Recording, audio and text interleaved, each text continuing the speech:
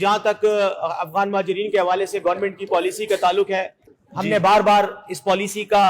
اعادہ کیا ہے، ریپیٹ کیا ہے اس کو کہ ہم کسی صورت میں جو جبری بے دخلی ہے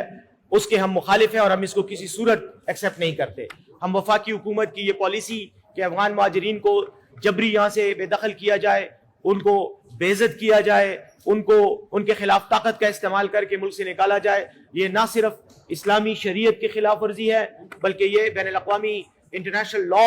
اور بین الاقوامی انسانی حقوق انٹرنیشنل ہیومن رائٹس کی بھی خلاف ورزی ہے اور پاکستان کے آئین کی بھی خلاف ورزی ہے۔ ڈگنیٹی آف مین ہمارے آئین میں ایک بہت بڑا اصول ہے کہ جو کار فرما ہے، اور وہ ڈگنیٹی آف مین صرف پاکستانی نہیں، وہ پاکستان کی حدود میں رہنے والے ہر انسان کی ڈگنیٹی ہم پر لازم قرار دیتا ہے کہ ہم اس کا احترام کریں۔ تو جو کچھ بھی کیا جا رہا ہے ہم اس کے مخالف ہیں۔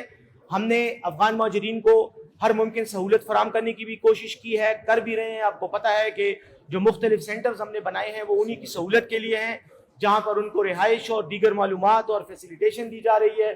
لیکن خیبر پختونخوا حکومت کی اپنی جو آئینی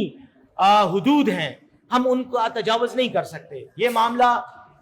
وفاقی حکومت کے اختیارات میں آتا ہے۔ ہم نے بار بار وفاقی حکومت سے رابطے بھی کیے، ان کے زعماء سے بھی رابطے کیے، ان کے ذمہ داران سے بھی رابطے کیے،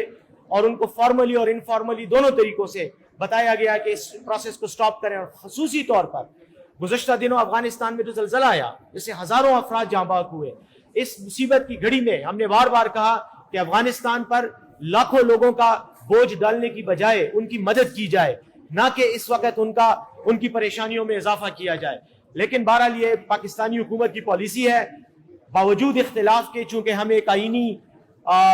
حکومت ہیں، ہم آئین اور قانون کے تحت چل رہے ہیں، تو جو ہمارا دائرہ کار ہے اور ہمارے حدود اور اختیارات ہیں اس میں تو ہم ان کو پوری طرح سے فیسیلیٹیٹ کر رہے ہیں، اور ہم مذمت کرتے ہیں کہ جو ان کے ساتھ برتاؤ کیا جائے۔